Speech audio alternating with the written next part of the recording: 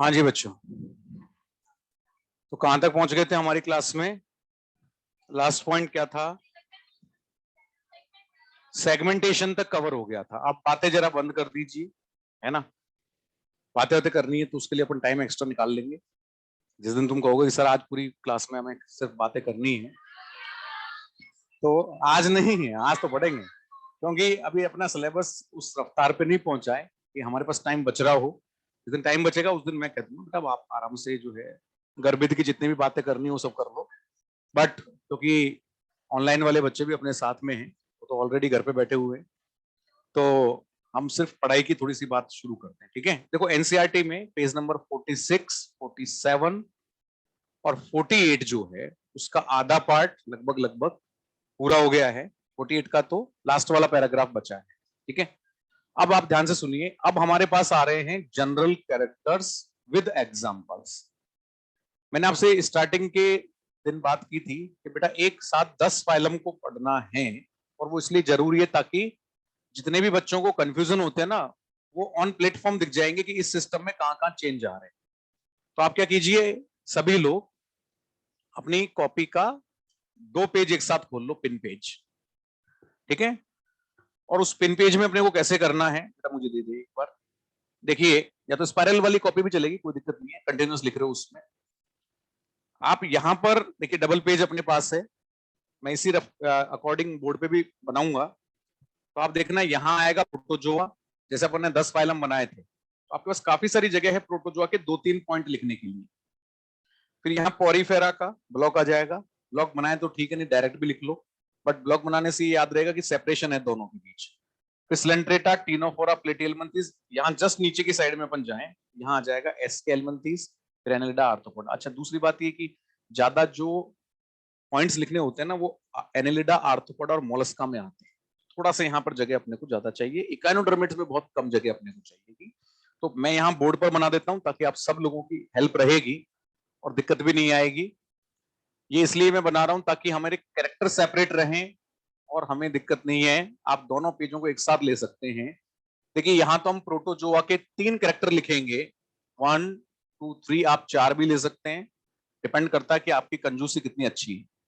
ठीक है, उसके बाद आप देखिए, मैं यहां पर स्पंज की बात करूंगा, पॉरीफेरा बनाना शुरू कर दो फटाफट से। फिर देखिए सिलेंट्रेटा, देन उसके बाद टीनोफोरा, देन यहां नीचे ज्यादा मैं नहीं ले रहा हूं ताकि ऑनलाइन वाले बच्चों को भी क्लियर दिख जाए। प्लेटिहेल्मिन्थेस, हाँ डबल पेज पर दोनों पेज एक साथ यूज करने हैं। एसके हेल्मिन्थेस,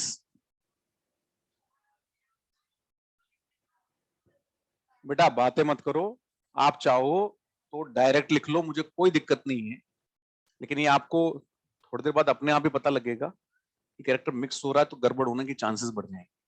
तो हल्के सेपरेशन के लिए अपन यहाँ बात कर लेते हैं। इकाइनोडर्मेटा, यहाँ लेंगे मोलस्का। एक बार आप थोड़ा समझ जाओगे ना बस, उसके बाद फिर दिक्कत नहीं है, तो फिर अपने आप ही लिखते चलेंगे हम। और ये हो गया ऑर्थोपोडा, और यहां आ गया एनेलिडा। तो एक ही कैरेक्टर को हमें इन सभी ब्लॉक्स में कैरी फॉरवर्ड करना है।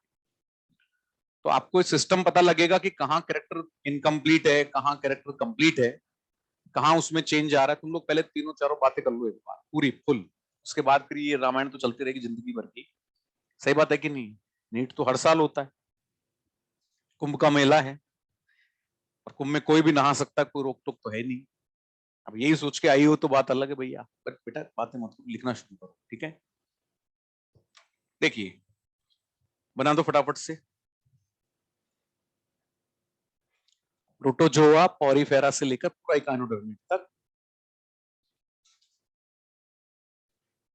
देखो 3 कैरेक्टर आएंगे। कैरेक्टर का नाम पहले मैं साइड में लिख देता हूं।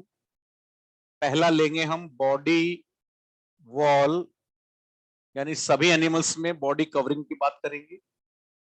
फिर जब वो कंप्लीट होगा तो उसके नीचे हम फिर अदर कैरेक्टर्स को लेना शुरू करेंगे, जैसे कि digestive system, excretory system, respiration में क्या चेंज है, एक एक करके सब में चलेगा तो आपको बहुत अच्छे से डिफरेंस समझ में आ जाएगा। ठीक है, करें शुरू। आप फिर एक साथ लिखते चलना और फिर ड्रॉ कर लेंगे, आराम से, दिक्कत नहीं आएगी। देखो, सबसे पहले अपन बच्चों एक चीज को छोड़ रहे हैं और वो है habit and habitat of different animals. उसका रीजन ये है कि हैबिट एंड हैबिटेट को मैं बीच बीच में आपको समराइज करता रहूंगा, और जो भी स्पेशल पॉइंट आए बीच में बहुत जगह रहेगी आपके दोनों पेज के बीच में, तो आप वहां पर उसको ब्लॉक में बंद करके स्टार मार्क करके रख सकते हैं। जैसे मैंने मान लीजिए कहा कि बच्चों हम ग्रुप बना रहे हैं एक्सक्लूसिवली मैराइन एनिमल्स का, तो हमने हेडिंग डाली एक्सक्लूसिवली मैराइन, और नीचे उसमें 1 2 3 4 करके वो फाइलम सब फाइलम के नाम लिख दिए, तो अपने आप ये कैटेगरी अपनी डिवाइड हो जाएगी। मैंने जैसे कहा कि बच्चों जो क्लोज सर्कुलेटरी सिस्टम है उसके एक्सेप्शन निकालने कहाँ है कहाँ नहीं है, उसका ब्लॉक अपन बना सकते हैं। तो ऐसे बहुत सारी चीजें होंगी। पहले प्रोटोजोआ पर अपन आते हैं। फर्स्ट पॉइंट स्टार्ट करते हैं बच्चों, that one is body wall. मेरे पास जगह कम है तो पूरा ब्लॉक भरेगा, मैं बाद में उसको रब कर दूंगा तो आराम से दिक्कत नहीं आएगी। ठीक है, देखो बेटा, आप जानते हैं कि प्रोटोजोआ में अमीबा आता है, और मैंने पहले ही कहा था अमीबा थिन मेम्ब्रेन से सराउंडेड है। तो पूरे एनिमल में एक उसकी स्पेशल कैरेक्टरिस्टिक चलती है, body wall is thin, elastic, delicate membrane.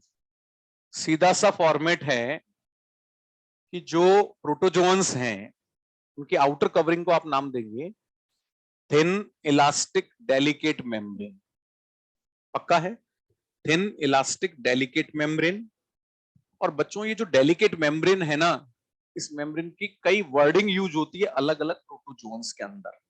हमें सबसे कोई काम नहीं है, हम सिर्फ इतना याद रखें कि जो अमीबा है उस अमीबा के अंदर इस मेम्ब्रेन की पर्टिकुलर नेमिंग है, और वो है लॉरिका। लॉरिका कहते हैं मेम्ब्रेन को।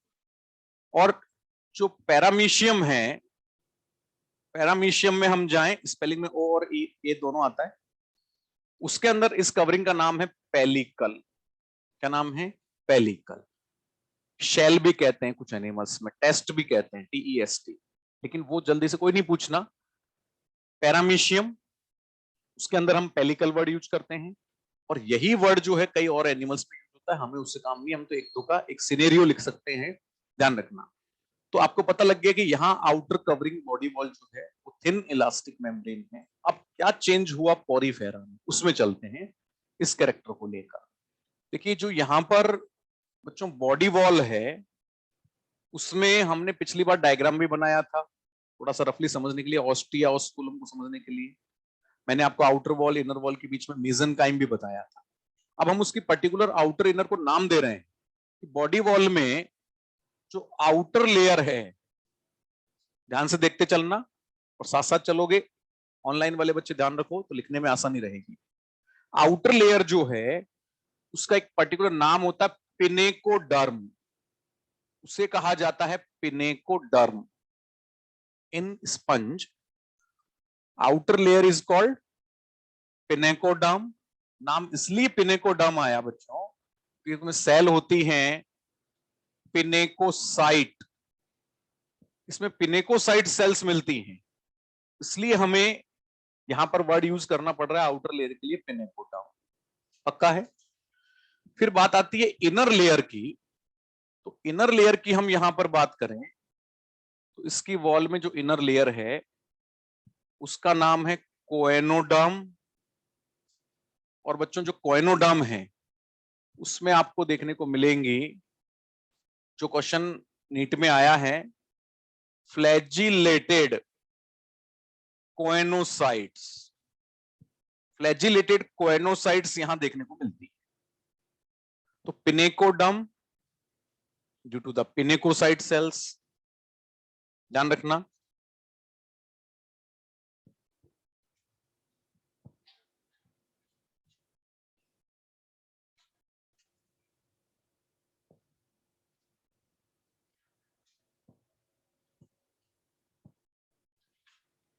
ठीक है, पिनेकोडर्म पिनेकोसाइट की वजह से, और कोएनोडर्म आया due to the flagellated choanocytes. अब क्वेश्चन क्या आया था वो सुनिए, बड़ा अच्छा सा क्वेश्चन उन्होंने बना के दिया और फाइलम का नाम पूछा था कि ये कंडीशन कहां मिली। उसमें लिखा हुआ था in which of the following body cavity is lined by cells having flagella, but in this cavity there is no any type of digestion is present. Find out the option. पक्का वो ये कहना चाह रहा है कि ऐसी कौन सा एनिमल फाइलम है जिसकी कैविटी भी है, उसकी कैविटी में लाइनिंग ऐसी सेल्स बना रही हैं जो फ्लैजिला रखती हैं और उस कैविटी में डाइजेशन भी नहीं होता। इसका मतलब साफ हो गया कि डाइजेशन नहीं हो रहा, इसका मतलब उन एनिमल्स की तो बात ही नहीं हो सकती जिसमें एलिमेंट्री कैनाल है। तो फिर इस जगह से तो हमें ऊपर ही रहना पड़ेगा।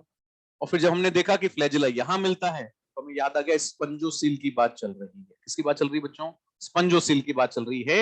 यहां पर आप डिक्टेट कर लें, छोटा सा वर्ड लिखते हैं नीट, ताकि ध्यान रहेगा कि क्वेश्चन आ चुका है। ठीक है, अब आपको याद होगा कि इन दोनों के बीच में आपको जो जिलेटिन लाइक मटेरियल मिला था उसका नाम था मेसेनकाइम। याद कीजिए, इसमें अमीबोसाइट सेल्स आपको देखने को मिली थी, तो बीच में डाल दीजिए between layers mesenchyme present, between layers mesenchyme present. Okay, अब आगे दो कैरेक्टर और आएंगे 2 और 3, उसके हिसाब से जगह छोड़कर फिर सिलेंड्रेटा की बॉडी वॉल लिखना है ना, 2-3-4 लाइनें छोड़ देना तो आपको सेपरेशन भी मिल जाएगा। अब आते हैं बच्चों सिलेंड्रेटा, और सिलेंड्रेटा की बॉडी वॉल को देखते हैं। सिलेंड्रेटा बॉडी वॉल देखो बच्चों, यहां भी सेम आउटर इनर लेयर है, लेकिन यहां से नेमिंग शुरू हो जाती है एक्टोडर्म एंडोडर्म। याद करो डिप्लोब्लास्टिक वाली बात। तो यहां अपन ये कहेंगे कि आउटर, ओ फॉर आउटर बेटा ना, कि अपनी जगह बची रहेगी, आई फॉर इनर है। तो यहां तो एक्टोडर्म हो गई जिसका पर्टिकुलर नेम है यहां पर, और वो नेम है epidermis. Now outer layer is termed as epidermis. Coelenterata में आउटर लेयर को नाम दिया क्या जाता है? एपिडर्मिस, जबकि ऊपर पिनेकोडर्मिस थी, पिनेकोडर्म थी। अंदर आपको मिलेगी एंडोडर्म, और यहां पर वर्ड यूज होता है गैस्ट्रोडर्मिस।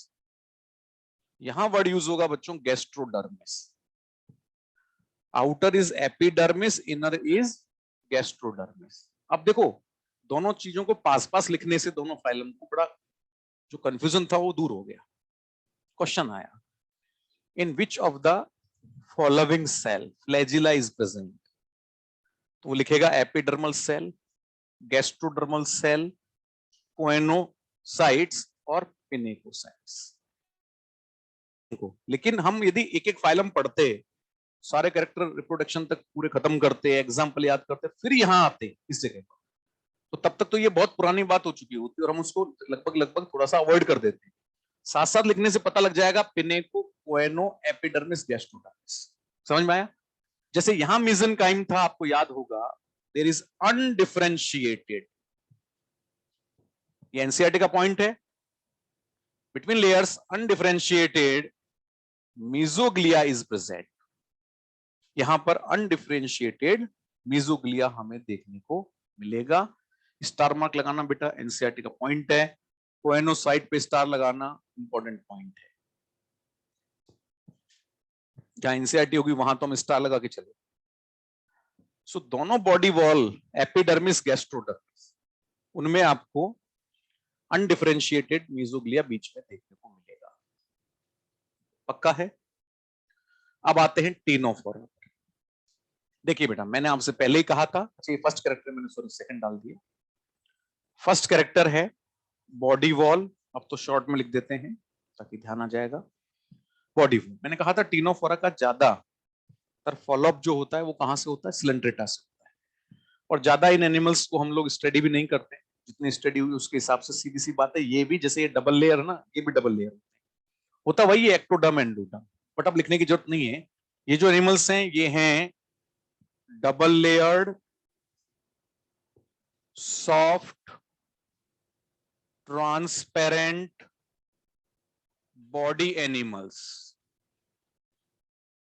तो मैंने यहां लिख दिया डबल लेयर, तो इससे तो बॉडी वॉल समझ में आ गई। कुछ कैरेक्टर और मिक्स कर दिए, सॉफ्ट बॉडी वाले होंगे, ट्रांसपेरेंट बॉडी वाले एनिमल्स होंगे। कौन? टीनोफोरा। दो ही एग्जांपल बताए थे, टीनोप्लेना एंड प्लूरोब्रेचिया। ये कई बार रिवाइज करेंगे, याद हो जाएंगे बेटा अपनी जगह पर। और इस फाइलम की तो एक बहुत अच्छी बात और है, these are most beautiful animal of the earth. तुम अपने आप को ब्यूटीफुल मत मानना, तुम्हारे थोबड़े जो है ना, नहा के नहीं आते तुम लोग क्लास में, हम सबसे ज्यादा जो सुंदर दिखाई देते हैं वो टीनोफोरन्स होते हैं। क्योंकि इनमें एक बहुत अच्छी और बात, भाई हम कहते हैं ना कि जो चमकता है वो भी तो सुंदर होता है। इनमें प्रॉपर्टी होती है bioluminescence, they emit light from the body in the dark, उसको हम बायोल्यूमिनेंस कहते हैं। और दूसरी बात, ट्रांसपेरेंट होने से जो स्किन है वो फेयर नजर आएगी आएगी अपने आप। ठीक है, तो double layered soft transparent body animals हैं। अब डबल लेयर में बात छिपी हुई है, आउटर एक्टोडर्म अंदर एंडोडर्म, बट इतना खुल के इसमें कोई क्वेश्चंस नहीं बनते, इसलिए ध्यान रखना। चलिए प्लेटीहेल्मिन्थेस पर आते हैं और बॉडी वॉल की बात करते हैं। देखो बच्चों, इसकी जो बॉडी वॉल है उसमें आपको अब ट्राई लेयर्ड कंडीशन देखने को मिल जाएगी प्लेटीहेल्मिन्थेस में। अब तक तो डबल लेयर चल रहा था सब कुछ, तो क्लेरिफाई हो गया डबल लेयर कहां कहां है, यहां है, यहां है, यहां है। अब देखिए बेटा, प्लेटीहेल्मिन्थेस में बाहर की लेयर होगी एपिडर्मिस। क्या होगी? सॉरी, एपिडर्मिस तो अपन ऊपर ले चुके, क्यूटिकल होगी यहां पर। आउटर लेयर जो है वो क्यूटिकल है, उसके नीचे एपिडर्मिस है, और उसके नीचे मसल लेयर होगा। There are 3 layers in the body wall. outermost is cuticle, then below it there is epidermis, and finally lowermost is muscle layer। समझ गए आप?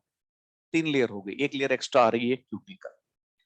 बच्चों बात को समझने की कोशिश कीजिए, यहां से शुरुआत होती है एंडोपैरासाइटिज्म की।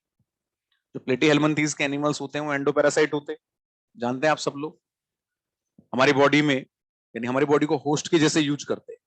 मैं बताऊंगा आगे एग्जांपल में, अभी तो अपन छोटी छोटी बातें कर रहे हैं।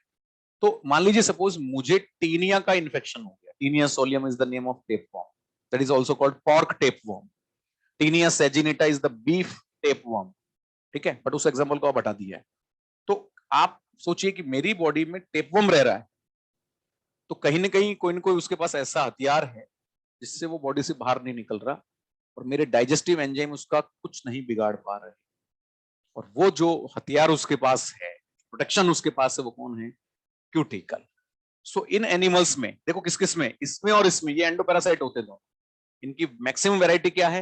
एंडोपैरासाइट है। और इन दोनों के पास ही मैक्सिमम क्यूटिकल का यूज जो है वो पैरासाइटिक एडेप्टेशन में डाइजेस्टिव एंजाइम से बचने के लिए होता है। राइट? सो क्यूटिकल के आगे हम लिखेंगे this is parasitic adaptation, parasitic adaptation, ध्यान रखिएगा, this one is parasitic adaptation. याद रहेगा बच्चों? अब पैरासाइटिक एडेप्टेशन के साथ ब्रैकेट में आपको लिखना है, ब्रैकेट में लिखो, cuticle protects from digestive enzymes of host, cuticle protects from digestive enzymes of host. ये मेन ऑप्शन में अपने को देखने को मिलता है। तो पैरासाइटिक एडेप्टेशन समझ में आ गया। क्यूटिकल के बाद नीचे है एपिडर्मिस। अच्छा, इस पे स्टार लगा रहा हूं मैं, ध्यान रखना बेटा, इंपॉर्टेंट कैरेक्टर है। ठीक है, क्यूटिकल वाले पॉइंट पे स्टार लगाइए। एपिडर्मिस में आप याद रखेंगे केवल नॉलेज के हिसाब से, sometimes cilia found over the epidermis, लेकिन मैं क्रॉस भी लगा रहा हूं, केवल एक छोटी सी नॉलेज के हिसाब से आप पढ़ के देख लें, क्वेश्चन नहीं आने वाला है। इसकी एपिडर्मिस पर क्या मिल सकते हैं? सीलिया देखने को मिलते हैं। फिर आता है मसल लेयर, ये भी ध्यान रखना है, मस्कुलेचर तो होना ही चाहिए।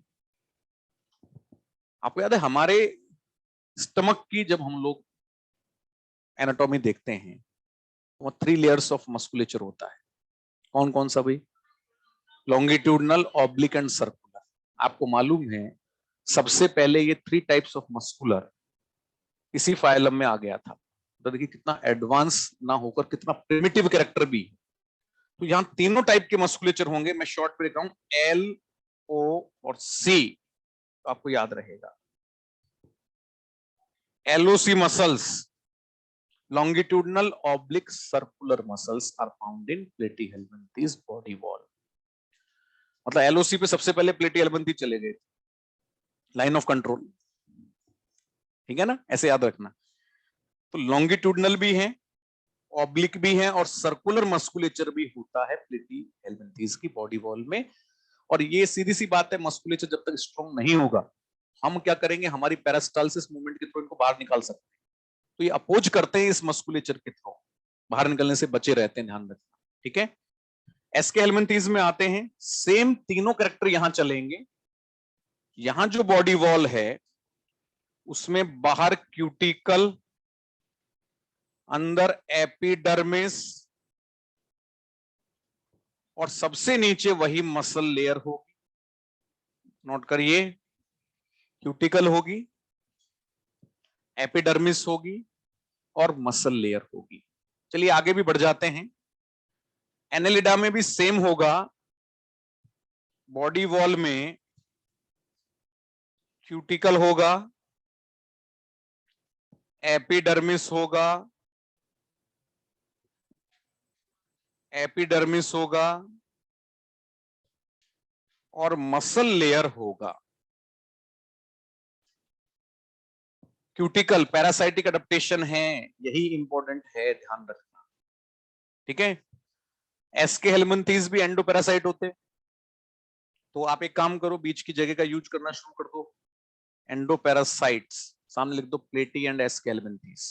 बीच में कहीं भी जहां जगह हो छोटे छोटे पॉइंट्स डालते चला करो, ताकि क्वेश्चंस ऐसे ही पॉइंट से ज्यादा आते हैं।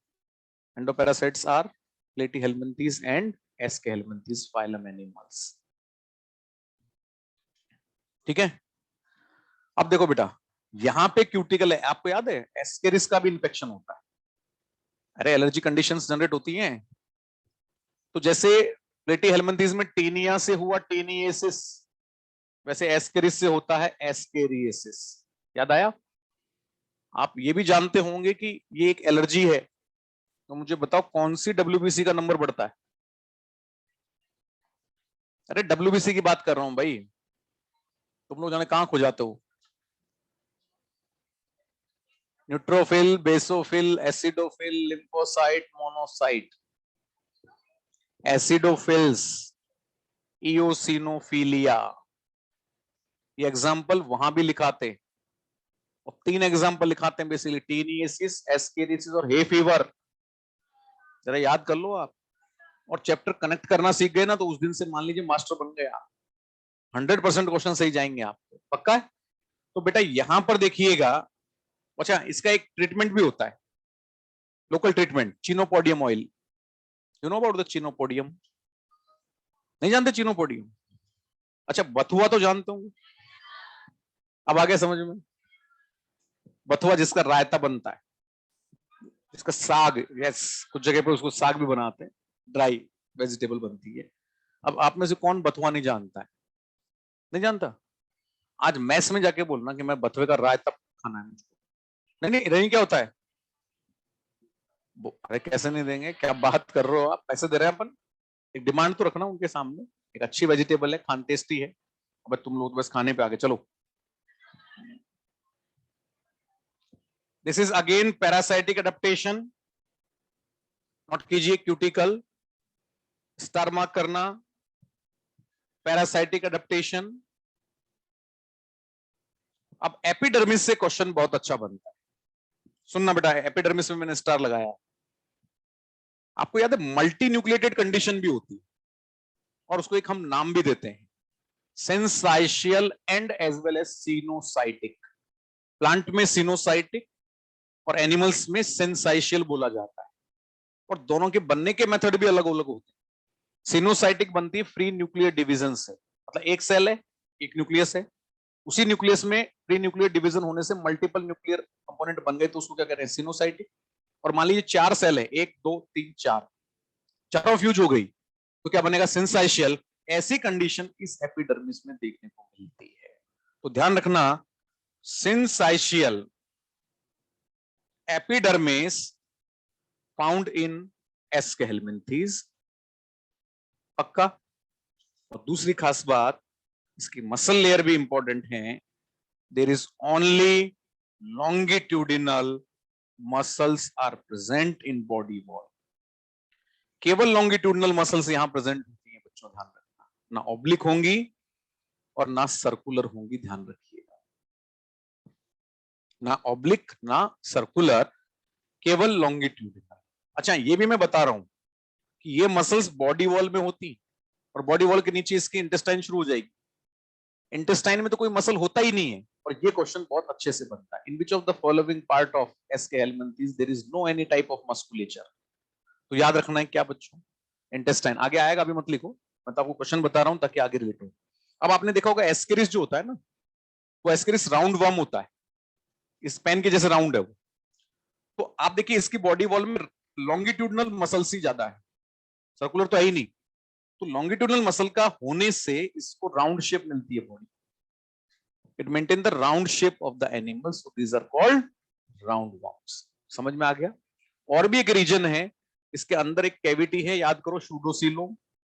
उसमें शूडोसिलोमिक फ्लूइड होता है, और जो भी फ्लूइड कैविटी में भरा होता है वो दीवारों पर प्रेशर एक्सर्ट करता है, जिसे अपन हाइड्रोस्टैटिक स्केलेटन का नाम भी देते हैं।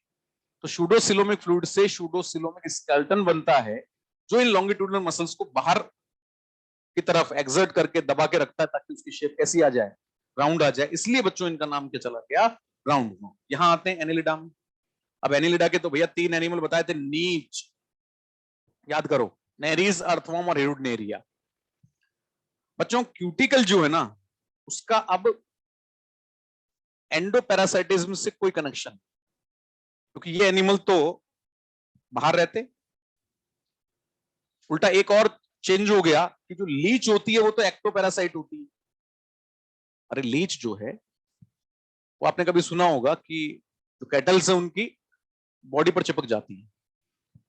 जब गाय और भैंस पवित्र स्नान के लिए कीचड़ में जाती है तो फिर उनकी लीच चिपक जाती है, क्योंकि इसमें भी हुक एंड सकर्स होते हैं, पक्का।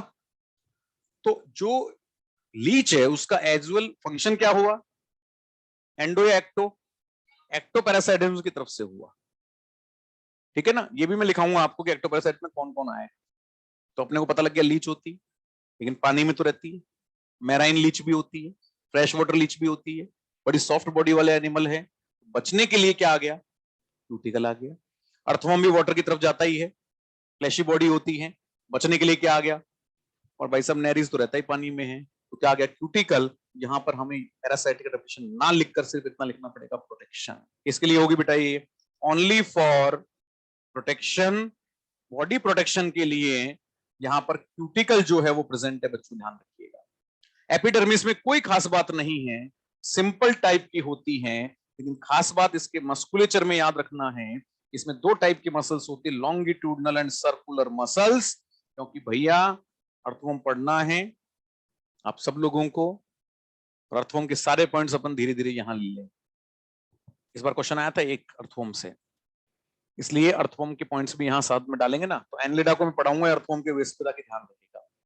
तो cuticle for protection, simple type of epidermis, and musculature 2 types, number 1 longitudinal, number 2 circular। पक्का है। देखो एक बार छोटा सा रिवीजन कर लेते हैं। देखो इधर देखना, बहुत जल्दी याद होगा। यहां से शुरू करते हैं क्योंकि अपने डाइवर्सिटी एनसीईआरटी में यहीं से है। Pinacoderm, choanoderm, epidermis, gastrodermis, ectoderm, endoderm. यहां याद करो, cuticle, epidermis, muscle layer, cuticle, epidermis, muscle layer, cuticle, epidermis, muscle layer. अब तीनों को देख लेते हैं। Cuticle for parasitic, cuticle for parasitic, cuticle for protection, पक्का। यहां फिर आ रहे एपिडर्मिस फॉर सीलिया, तो सीलिया होंगे। यहां पर इंपॉर्टेंट सिंसाइशियल, वहां पर सिंपल।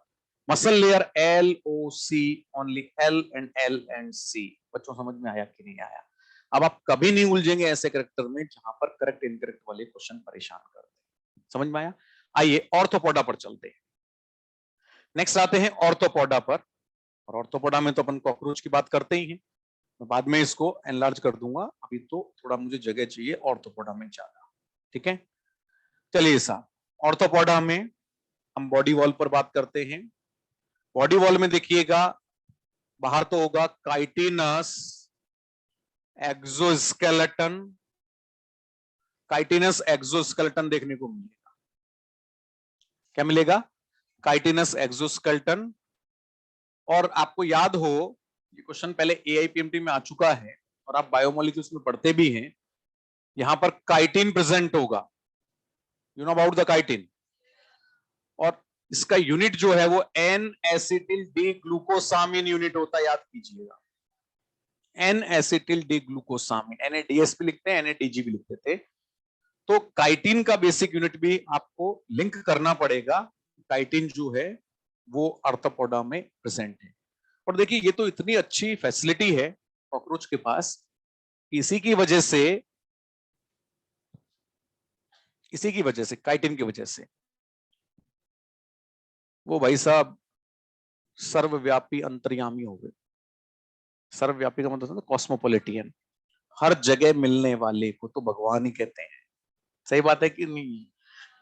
तो कॉस्मोपॉलिटियन में आपको ईच एंड एवरी एडेप्टेशन को इंक्लूड करना है। तो फिर एक तो नई डेरिवेशन आ गई कि भाई कौन कौन सा फाइलम और क्लासेस कॉस्मोपॉलिटन होती हैं। बीच में पॉइंट बनाइए, लिखिए कॉस्मोपॉलिटियन, पहले लिख लो, फिर वहां छूट गया तो वहां आ जाना वापस। कॉस्मोपॉलिटियन जो होंगे, पॉलिटिक्स से बना दो कॉस्मोपॉलिटियन, ठीक है? लिखो बेटा, प्रोटोजोआ हर जगह मिलेंगे, कॉस्मोपॉलिटियन आर प्रोटोजोआ, ऑर्थोपोडा, ये तो दोनों फाइलम हो गए, एंड मैमेलिया।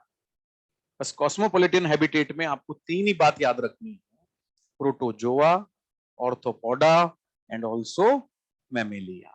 याद रहेगा बेटा? तो हमारा ये पॉइंट भी क्लियर। अब उसके बाद देखिएगा, हमने कहा काइटिनस है, एन एसिटिल डिग्लूकोसामिन है। यही क्वेश्चन पूछा गया था एआईपीएमटी में कि काइटिन का सब यूनिट कौन सा है। बेसिक यूनिट तो अपने को पता ही है ऑलरेडी। अब आप देखिएगा, अब तक जो एनिमल आप देख रहे हैं बेटा यहां पर, इनकी मनमर्जी नहीं चलती थी। ये तो ससाइल है, ऑर्थोपोड स्लेंट्रेटा, उसमें मूवमेंट मिली, यहां भी मूवमेंट है, बट यहां पर टेंटाकल्स के थ्रू मूवमेंट होती है। ये दोनों तो भाई साहब एंडोपैरासाइट हैं। वैसे ही यहां पर अपन देखें तो ये बहुत स्लो मूवर्स हैं, लेकिन अपनी थॉट के अकॉर्डिंग जब चलना शुरू हुआ तो कॉकरोच ने चलना सीखा। देखिए घर में कैसे भागता था जगह जगह, पक्का। उसका रीजन ये है कि बेटा जब हम अपनी थॉट पर चलेंगे तो हमारे पास में वॉलंटरी मसल्स होनी चाहिए, यानी कि स्ट्राइटेड मसल होनी चाहिए। तो सबसे पहले स्ट्राइटेड मसल बंडल्स जो आए ना, वो इस ऑर्थोपोडा में इस काइटिनस एक्सोस्केलेटन के नीचे अपेयर हुआ। तो ये ध्यान रखना है कि ऊपर तो काइटिनस एक्सोस्केलेटन होगा और नीचे होगा striped muscle bundle. Striped muscle bundles यहां देखने को मिलते, फर्स्ट टाइम अपेयरेंस है। अब तक तो जो लॉन्गिट्यूडनल ऑब्लिक सर्कुलर आप देख रहे थे, सब कैसी मसल्स थी? इनवॉलंटरी मसल्स थी। मतलब यहां आप अपनी विल पावर से बॉडी को मूव नहीं कर सकते। हाइड्रा में होता था, लेकिन टेंटाकल से होता था, मसल का कोई नाम ही नहीं है वहां। पक्का है? अब बात करें कॉकरोच की, तो आप जानते हैं कॉकरोच में कितनी टांगे होती है? You know about the legs of cockroach? 2, 4, 6, 8। 8 होती है। पक्का है ना? देख ले, अभी भी सोच ले, करने पहले तूने बोला 8, फिर बोले कि 6, 4 तो नहीं होती। पक्का है ना? मैं सोचता था इनके यहाँ पता नहीं कौन सा कॉकरोच रहता है। कितनी है बेटा? हेक्सापोडा है, 6 वाले को हेक्सापोडा, 8 वाले को ऑक्टापोडा। 8 होती है स्पाइडर में और स्कॉर्पियन में, बाद में लिखा दूंगा, अबे रुकिए। अब देखिए कॉकरोच की जो चाल है ना, बहुत मत वाली है। गाना सुना ना आपने? आप मुझे बताना कैसे चलता होगा। देखो राइट साइड के 3 लेग हैं, R1, R2, R3, L1, L2, L3, हो गई 6। बताइए एक बार में कितनी टांगों से चलता होगा? मान लिया 3, कौन कौन सी काम करेंगे एक बार में? फर्स्ट स्टेप में कौन सी लेग से मूवमेंट होगी? R1, R1, R3, L3। ये मतलब देखो आप, ये चली, फिर ये पीछे से चली, फिर ये कहीं और चली, ऐसे कैसे चलते हैं भाई? एक मिनट, R1, ओके, और बताइए, और सही है ना? ये दोनों के आंसर सही है। पहले स्टेप में वो इन 3 से चलता है, R1, L2, R3, ये पहला स्टेप होता है, और दूसरे स्टेप में वो इससे चले, इसे कहते हैं तौबा ये मत वाली चाल।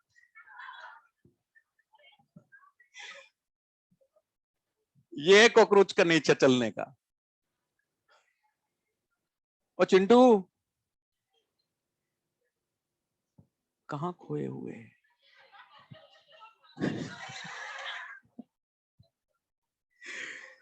कोई टेंशन तो नहीं बेटा? तबीयत ठीक है? कोई दिक्कत तो नहीं है? परेशान नहीं है ना? कुछ भी कोई बात हो बाहर जाके आ सकते हो, कोई टेंशन नहीं, ठीक है? कोई प्रॉब्लम हो बाहर जा सकते हो बेटा, और बता भी दिया करो तबीयत खराब हो तो, थोड़ा सा उससे ठीक रहता है, जबरदस्ती कुछ नहीं है, ठीक है ना? तो समझ में आई कहानी आपको? इस तरीके से मूवमेंट होती है लेग्स ऑफ कॉकरोच में। और एक लेग में 5 सेगमेंट होते हैं, आगे बताऊंगा आपको। कॉक्सा है, ट्रोकेंटर है, फीमर है, टीबिया है, टार्सस है, और लास्ट के टार्सस में फिर 5 सेगमेंट है। तो ये सब बातें बाद में होंगी, पर धीरे धीरे हम लेके चलेंगे ना, तो कॉकरोच पढ़ेंगे तो दिक्कत नहीं आएगी अपने। पक्का है बच्चों? आ जाइए मोलस्का में। और मोलस्का की बॉडी वॉल को जब हम लेते हैं, तो मैं हटा दूं इसको, ऑर्थोपोडा सबने लिख लिया? फटाफट लिख लीजिए। बाहर काइटिनस एक्सोस्केलेटन, नीचे स्टिफ्ड मसल बंडल्स। चलिए मोलस्का की बात करते हैं। देखो मोलस्का की जो बॉडी वॉल है, उसमें आपको लेना है एक तो कैल्शियम कार्बोनेट शेल जो बाहर की तरफ होगा, कैल्शियम कार्बोनेट शेल, और उसके नीचे होगी सॉफ्ट स्किन, बेटा बातें मत करो, जिसका नाम है mental. Skin is called now mental. Soft skin होती है, उसका नाम होता है मेंटल, राइट? और इतना और अपन यहां देख सकते हैं कि इसकी बॉडी में कौन कौन से कंपार्टमेंट है, क्योंकि मुझे ये समझाना पड़ेगा। 3 कंपार्टमेंट होते हैं, हेड, विसरल मास, और एक होता है फुट। 3 कंपार्टमेंट्स होते हैं बॉडी में। अब इन सबकी कैसे अरेंजमेंट यहां की गई है वो अपन समझ लेंगे अभी।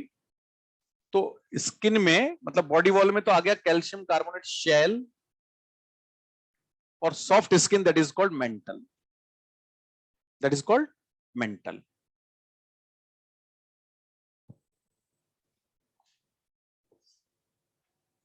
ठीक है, अब देखो समझो, पहले बॉडी को समझते हैं, फिर देखते हैं स्किन कहां होगी। जैसे ये मान लीजिए स्नेल है, आपने स्नेल तो देखा ही होगा। तो स्नेल में ये आगे का पार्ट, ये तो हेड है, ये वाला पार्ट, तो इस पर 2 स्टॉक लगे रहते हैं, है ना? ये 2 स्टॉक यहां लगे हुए हैं इस तरीके से। और जो ब्लैक कलर है वो इसकी आईज है, मतलब इसके स्टॉक पे आईज लगी रहती है। पक्का? कहां पे होगा? हेड पर होगा। उसके बाद अपन देखें तो ये पीछे वाला जो सिस्टम है ना, ये पूरा का पूरा विसरल मास होता है। क्या होता है बेटा? विसरल। सारे इसके ऑर्गन्स सिस्टम्स यहां पर होंगे, और ये नीचे जो ग्रीन पैड आप देख रहे हैं विसरल मास के नीचे, ये इसका मस्कुलर फुट होगा जो चलने में हेल्प करेगा। आगे बात समझ में? ये हेड है, this is visceral mass, and this one is the foot. क्योंकि आगे चल के इसमें मैं नर्वस सिस्टम भी बनाऊंगा छोटा सा, जो कि गैंग्लिया का बना होता है, और गैंग्लिया की सिचुएशन कैसे होगी वो छोटे से डायग्राम समझ में आ जाएगी। अब समझो, बात आ रही है इसकी मेंटल की। तो इसके ऊपर एक डोम बनता है स्किन का, इस तरीके से पूरी बॉडी के ऊपर, that is called soft skin mental. और नीचे जो कैविटी आ गई, इसमें सारे पोर्स खुलेंगे, रिप्रोडक्टिव, एक्सक्रीटरी, ठीक है, डाइजेस्टिव पोर्स खुलेंगे, वो कैविटी होगी mantle cavity. That is called mantle cavity. और फिर आपने देखा होगा कि उसके ऊपर टॉर्जन होता है, तो स्किन के ऊपर कैल्शियम कार्बोनेट का टॉर्जन होता है। समझ में आया बच्चों? उस कैल्शियम कार्बोनेट शेल में एक प्रोटीन मिलता है, मॉड्यूल में लिखा है, याद नहीं करना है, वो तो कर लेना, कॉनकियोलिन प्रोटीन। कौन सा प्रोटीन? कॉनकियोलिन प्रोटीन वहां प्रेजेंट होता है, इसलिए स्टडी को कहते हैं कॉन्कोलॉजी। इसके शेल की स्टडी को क्या कहते हैं? कॉन्कोलॉजी कहा जाता है, but not important according to the need. ठीक है, तो हमें ध्यान रखना है, हेड हो गया, विसरल मास हो गया, फुट हो गया, ऊपर एक डोम शेप, सॉफ्ट स्किन हो गया, मेंटल कहेंगे, कैविटी को मेंटल कैविटी कहेंगे, और उसके ऊपर क्या मिलेगा? शेल हमें देखने को मिलेगा। तो अल्टीमेटली बॉडी वॉल में तो ये दोनों ही आएंगे कि नहीं आएंगे, इसलिए हमने केवल इन दोनों को सेपरेट करके बॉडी वॉल में रिप्रेजेंट कर दिया है। Concept clear? अब आ जाइए इकाइनोडर्मेटा पर। इकाइनोडर्मेटा की जो बॉडी वॉल है उसमें हम बात करेंगे स्पाइन्स होंगे, स्पाइन के साथ साथ वहां पर पेडिसलेरी प्रेजेंट होंगे। ठीक है, पेडिसलेरी जो हैं वो छोटे छोटे पोर्स होते हैं, और पोर और स्पाइन की लोकेशन होती है calcium carbonate plates. Calcium carbonate plates. तो इकाइनोडर्मेटा की बॉडी पर स्पाइनी कहते हैं, तो स्पाइनी एनिमल्स क्या कहा जाता है? सबसे ऊपर स्पाइन्स होंगे, देन पेडिसलेरी होगा, देन कैल्शियम कार्बोनेट का प्लेट होगा। केवल पेडिसलेरी पे स्टार लगाओ, इसकी छोटी सी बात यूजफुल है, तो किसी न किसी फॉर्म में पूछी जा सकती है, बाकी कोई दिक्कत नहीं है। इधर कैल्शियम कार्बोनेट और मेंटल पे स्टार लगा लीजिए, दिस वन इज इंपॉर्टेंट। और आर्थ्रोपोडा में काइटिनस एक्सोस्केलेटन पे स्टार लगा लीजिए। ठीक है, दुनिया के सबसे लेजी एनिमल्स कौन है? आलसी। ये बताया भी था मैंने आपको, जिनके पास ऑटोटॉमी और इविसरेशन मिलता है, बात की थी ना। और देखो एक और नहीं की थी आपसे बात, आपके बैच में कैसे रह गई भाई, आप कर लेते। देखो मैंने कहा था एक्सक्लूसिवली मैराइन, एक तो टीनोफोरा, इन 10 में बोल रहा हूं, बाकी और लेंगे। टीनोफोरा और इकाइनोडर्मेटा, ये कहां रहते हैं? अरे बोल रहा हूं ना एक्सक्लूसिव मैराइन, तो मैराइन तो आ गया ना। फिर कोई बोलेगा पानी में, तो भाई पानी मैराइन वाटर की बात कर रहा हूं मैं।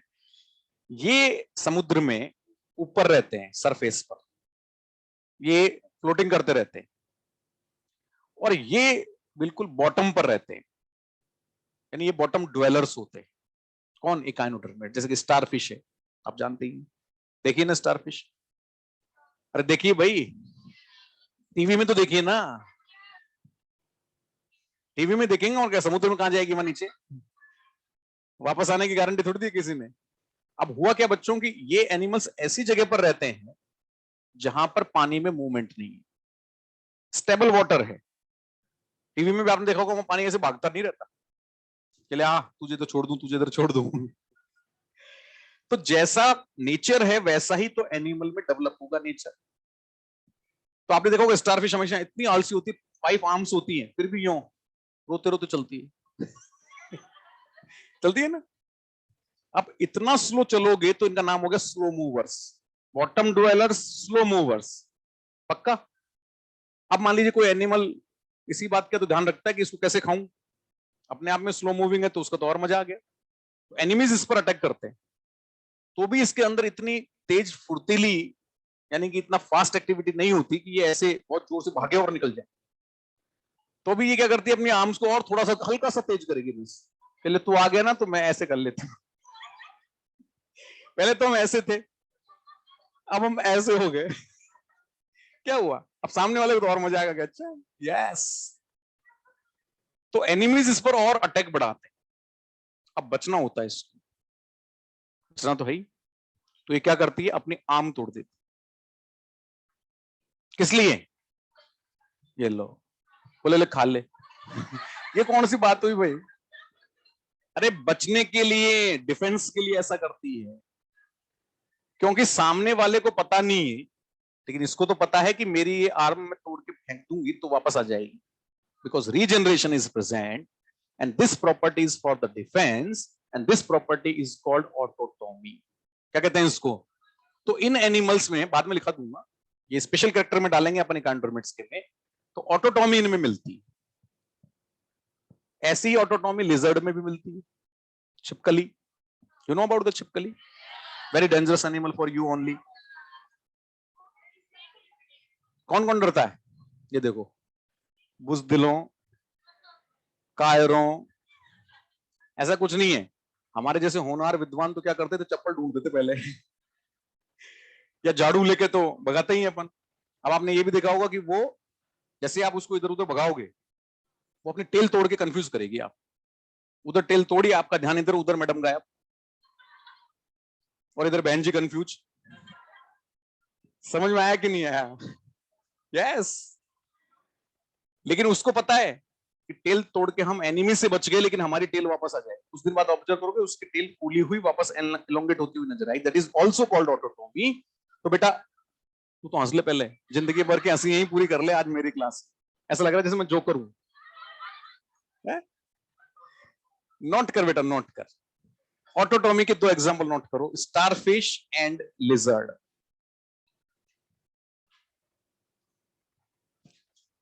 और मैं डांटता वाटता नहीं हूं, मेरे चेहरे में खौफ जरूर है, लेकिन मैं डांटता नहीं हूं, ध्यान रखना, ठीक है? तो इसलिए तुम लोग जो ऐसे नाराज वाराज मत होना, और मतलब तुम सोचो कि हमारी इंसल्ट कर दी सर ने। तुम्हारी इज्जत मार्केट में वैसे ही नहीं है तो तुम्हारी इज्जत की बात है ही नहीं। चुपचाप पढ़ाई करना, ध्यान करना, ठीक है ना? क्योंकि अभी जैसे मैंने उसको बोला ना, उसका मुंह ही हो गया। पहले खरबूजा था हंस के लोटपोट हो रही थी, और बाद में सर ने मेरी तरफ देख के डांट दिया। ऐसा कुछ नहीं है, ठीक है? अब सुनो बेटा, उसके बाद ये सब कैरेक्टर तभी याद होंगे जब हम इनको रिवाइज थोड़े थोड़े तरीके से करेंगे तब।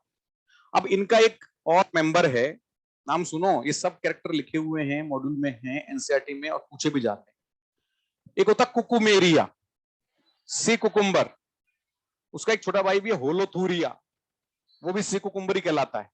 अब उसके साथ ये नाइंसाफी हो गई शोले पिक्चर के ठाकुर की जैसे, कि उसके आर्म्स नहीं होती, जैसे कि स्टारफिश में 5 आर्म्स हैं, उसके पास होती नहीं है। लेकिन आप जानते ही हो शोले के ठाकुर को गुस्सा बहुत आता है, और वो एग्रेसिव मूड में भी आ जाता है और फाइटिंग मोड में भी आता है। पिक्चर देखी शोले आपने?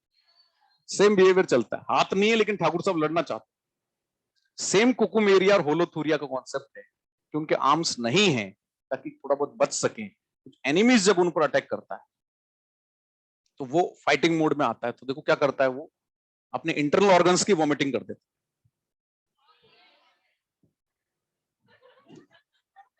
That is evisceration, that is called evisceration. ये एकाइनोड्रोमेट की प्रॉपर्टी है। जैसे मान लो ये दोनों लड़ रही हो और एक अपना हाथ तोड़ के फेंक दे, ये ले ऑटोटॉमी। उसको तो मालूम वापस आता जाएगा, दिक्कत नहीं है, सामने वाला डर गया। और मान लीजिए जब ये दोनों लड़ रही हो और एक लीवर बाहर फेंक दे, ये ले, दैट इज कॉल्ड इविसरेशन। समझ में आया कि नहीं? बोले गया तो काम से।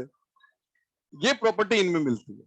मतलब ठाकुर साहब को मरना मंजूर है लेकिन डरना मंजूर नहीं है। This property is called evisceration. अब एक और देखो जो यहां से शुरू होता है, पेडिसलेरी से। स्टारफिश मैंने कहा बहुत लेजी है, स्लो मूविंग है, और इनकी आर्म्स में ज्यादा मूवमेंट नहीं है, और इतनी ज्यादा भी नहीं है कि ये फोल्ड करके अपनी सरफेस को क्लीन कर सके। क्योंकि इनमें जो एलिमेंट्री कैनाल का डिवाइस होता है ना, वो उल्टा होता है। इनमें माउथ नीचे और एनएस ऊपर होता है, तो वेस्ट मटेरियल इनकी बॉडी पर डिस्ट्रीब्यूट होता है। बट अब दिक्कत हो गई ना कि आर्म से वो सफाई नहीं कर सकते, क्लीनिंग नहीं कर सकते। बाय नेचर क्या हुआ कि इनकी बॉडी पर छोटे छोटे इतने सारे माइन्यूट पोर आ गए, और वो कॉन्ट्रेक्टाइल हो गए, खुलते बंद होते हैं, खुलते बंद होते हैं, खुलते बंद होते हैं। तो आप समझिए जब बाहर एक्सपेंड होंगे तो धक्का मारेंगे मटेरियल को। तो सारे थाउजेंड्स ऑफ पोर्स एक साथ खुल रहे हैं और एक साथ बंद हो रहे हैं, तो सीधी सी बात है कि मटेरियल रिमूव होगा कि नहीं होगा। So pedicellariae helps in cleaning of body surface by their opening and closing. जहां जगह है वहीं लिख लो, pedicellariae helps in cleaning of body surface, वहीं लिख लो, उसके सामने कहां दिक्कत है। Pedicellariae helps in cleaning of body surface by their opening and closing. एक बहुत अच्छा इनका क्लीनिंग का प्रोसीजर है जो हमें ध्यान में रखना चाहिए। क्लियर बच्चों? मेरे ख्याल से आपको ये पॉइंट समझ में आया होगा, ठीक है। ये अच्छे से अपने को इस पॉइंट को याद